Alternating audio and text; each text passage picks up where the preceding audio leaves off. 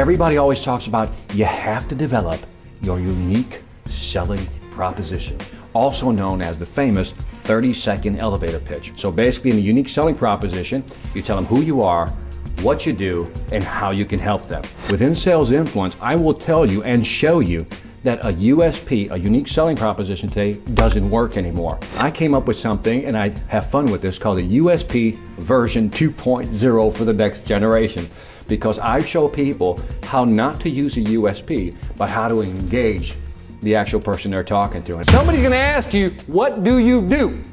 And what you're gonna do is you're gonna give them a teaser. It's gonna go something like this. I prevent people from having to work past the age of 55. What do you think is going to be the person's response once they hear that? Exactly.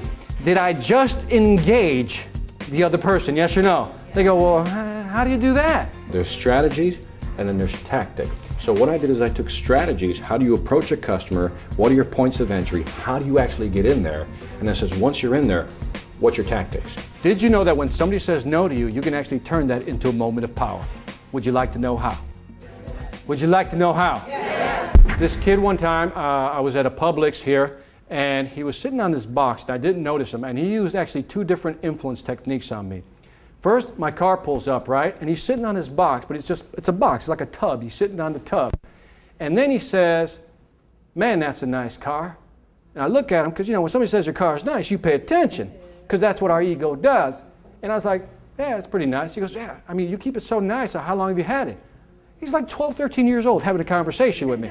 But you know what? He's loving my car, and I like the fact that he likes my car. So I'm listening to this kid because that's a nice car. How long have you had it? A couple other questions. And then he said, excuse me, sir. He says, would you mind buying a box of chocolates from me? And I go, no.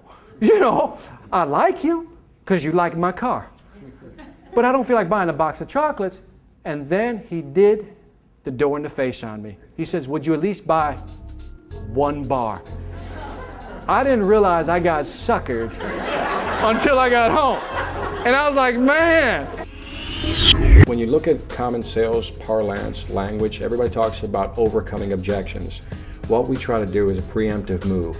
We try to actually block the objection before it becomes verbalized. Studies have shown that once a customer makes an objection, they'll probably stick to that objection no matter what you show them otherwise. So one of the strategies we show is actually how do you stop them from objecting mentally. When an objection is verbalized, is it too late? Yes or no? My friend once told me this, and you might want to remember this. If you're explaining yourself, you're losing the conversation. Who would agree with that? Right? Because when somebody verbalizes an objection, it's out there now, and it's hard to what? Convince the customer otherwise. What if we can block those objections before they were ever what? Brought up. Which means that by the time I get to the closing process, it's a matter of just what? Pushing them over the line and grabbing the sales. That's what you're going to learn.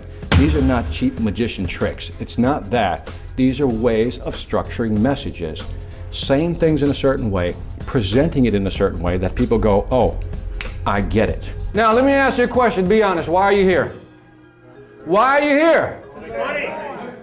All right, by the way, somebody said to learn. To gain knowledge, what are you going to do with that knowledge? That's right. Is knowledge power? Yes or no? Yes. No, not unless you what? The philosopher Aristotle said, to know and not do is the same as not knowing. So if you don't apply it, it doesn't get you anywhere. You're here to make money, folks. Now, is that a good thing or a bad thing? It's a good thing. Why do you think I'm here? Is that a good thing or a bad thing? Why do a lot of companies hire me? Because I've managed to do something that rarely can be seen today with different sales training programs. I can actually make it exciting and educational at the same time. Too many sales programs today are just boring, downright boring. People don't want to be in them, the salespeople don't want to be there, and guess what? Nobody's learning anything. So what I've done is I've taken a different approach. How do I make it impactful, but still give them enough information that they can say, okay, this I can use, because excitement comes from knowing, wow, this is different, this is new, this is something I can use, this I have not read in a book, and this I haven't seen anywhere.